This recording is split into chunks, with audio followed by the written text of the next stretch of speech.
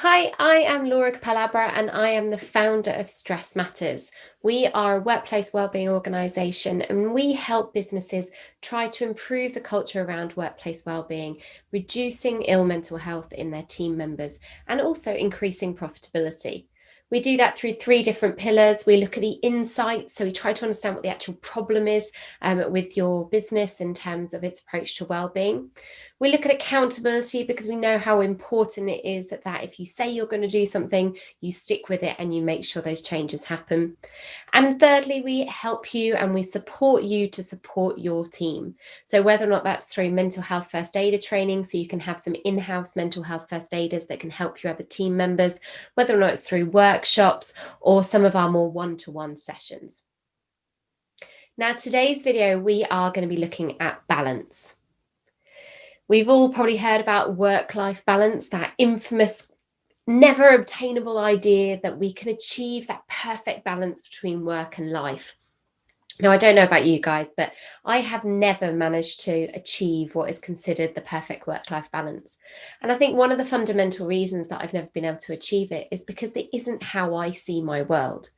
I don't see my world split into two very basic segments of work and life. I'm very lucky I get to do what I enjoy. So actually for me, quite often working doesn't feel like a chore. It doesn't feel like something I should be giving up to spend time with friends and family. And actually in many respects, I can do both of them at the same time. So it's really important when we think about balance to give ourselves realistic expectations of what we are working towards. I was very aware 4 or 5 years ago where I was working in events, I was traveling all around the world, and I had a very busy work life. And I had friends and family that were persistently telling me that I didn't have a very good work-life balance and I should address that. And I got really frustrated by that because I thought, well, hang on a minute, why is it for you to decide what kind of balance I should have in my life? So I started thinking a little bit more about this. I started doing some further research, started speaking to a lot of my friends and family, and then coaching clients. And we developed something called the be-do balance. Now, the reason I love the be-do balance is it's all about how much time you are spending being and how much time you are spending doing.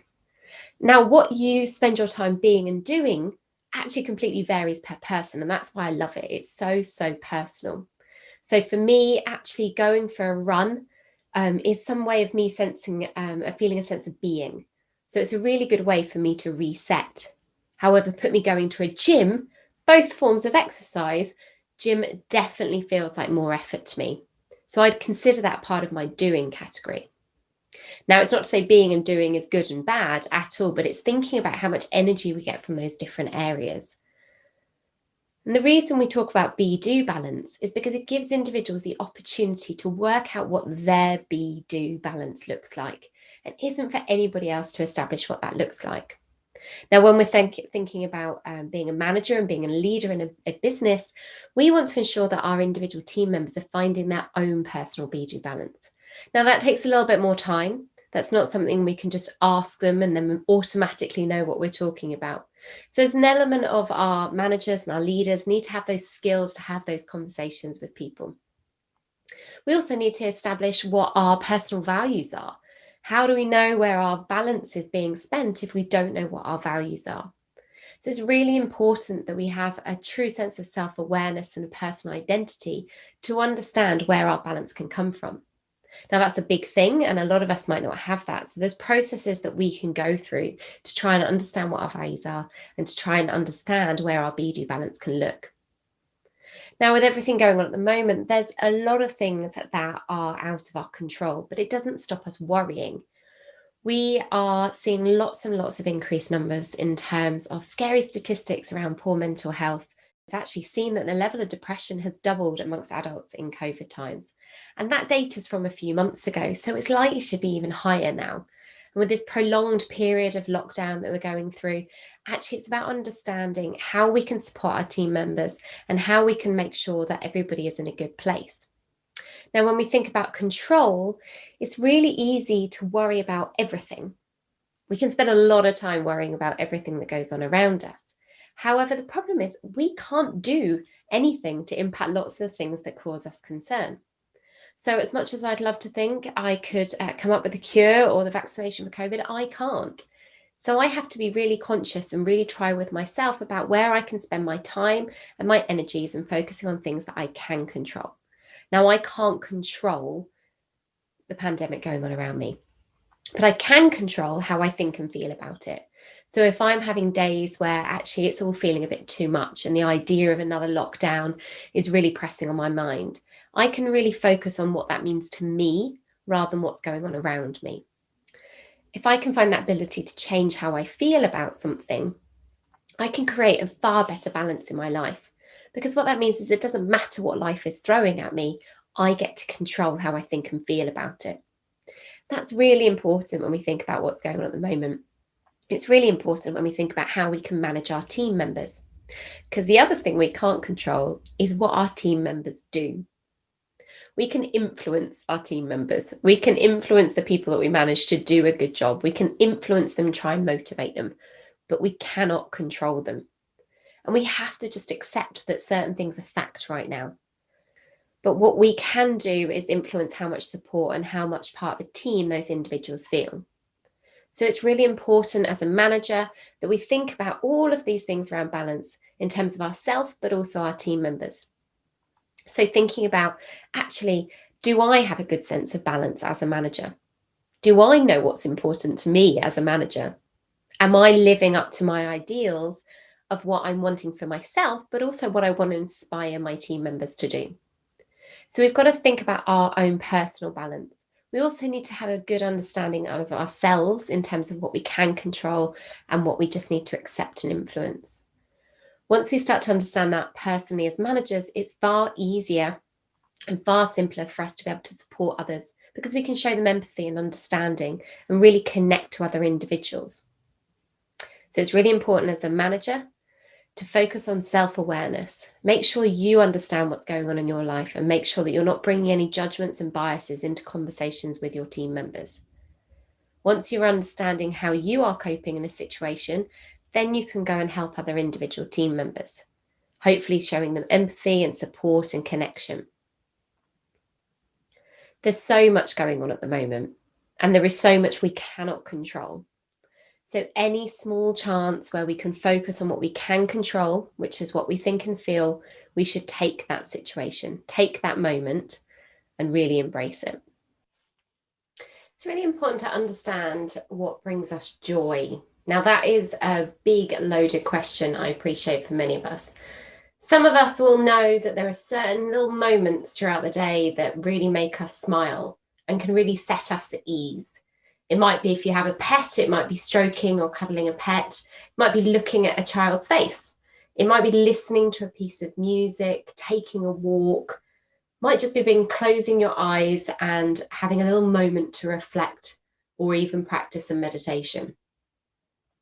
When we start to understand what those little moments are that bring us joy, they're the things that we want to spread throughout our day. Now, the idea of taking these little bits of joy, these little moments throughout the day, these little opportunities to reset, the more we can build them in throughout our day, the easier our day becomes and the less of a chore we find everything. So try and think about those little moments of joy and try and plug some of those moments of joy in throughout the day. If you know you've got a really tough phone call coming up, can you spend 2 minutes doing something that actually makes you really smile? Can you laugh? Can you hear a joke? Can you tell a joke? Can you speak to somebody that always makes you smile? Because if you go into that tough phone call smiling, the likelihood is you'll probably come out of that tough phone call smiling. When we find we've been working a long periods of time, our resilience can really suffer. Depending on how much resilience we have, we can find that we take things personally. We can find we put more and more pressure on ourselves, and sometimes even imposter syndrome can sneak in. It's really important, like I was saying, to focus on our self-awareness and understand our resilience levels. So if you've not done it yet, try doing some mental health training or one of our mental health aware courses to really understand where your strength is in terms of your resilience. And what we mean by that is we all have an opportunity to have a strength and resilience, but some of us don't utilize it. Some of us don't give ourselves enough coping strategies and little moments of joy throughout the day to really build up our resilience. So we need to really focus on actually what is good for us, how often we can plug that into our day, and do it as many times as we can. Because I pretty much guarantee you that the more of those little moments of joy you get in throughout the day, the easier your day will become.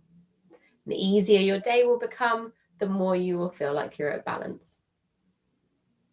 If at any point you have any questions, you're feeling maybe unbalanced at the moment, which is completely understandable.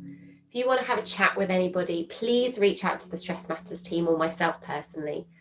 Every Wednesday, we host what we call support circles on Zoom. Now, these support circles are completely free, they're completely confidential. And the idea is they're a space, albeit virtual, they are a space that you can go if you just want to feel like you're not on your own. So come along on a Wednesday if you'd be a part of our support circle. I'd also like to remind you guys about our Buddies Matter scheme. If you're really struggling to put boundaries into your day in terms of understanding where you want to be able to stop work and you want to be able to do something else, whether or not that be a hobby or spend time with your family or a side hustle, maybe pick up a support buddy in terms of our Buddies Matter scheme. Again, it's a completely free scheme, takes less than a minute to sign up, and we will then match you to another buddy in the industry who we think you might get on with. And the idea being it's got nothing to do with business if you don't want it to be. It's very much just about support. So you guys guide your own relationship with how often you talk to each other, what form of communication you use. But the idea is that you have a support buddy out there. So hopefully you never feel alone. We also offer a number of paid for services, as you can imagine, to support the work we do in the events, hospitality and tourism industry. So if you or your business are considering workplace wellbeing and mental health at the moment, and you'd like to find out more about actually what are the options out there, where do you even start, give us a ring and send us an email. So we will do a free audit of your business just to see how you guys are getting on at the moment. And once we've conducted that free audit, we can have a chat through the results with you. And if we can help you, we'd be more than happy to. And if it's something you want to tackle on your own, then you can go for it. But you have a little bit more knowledge to start off with. Thank you very much, everybody. My name is Laura, and I hope you are all safe and well at the moment.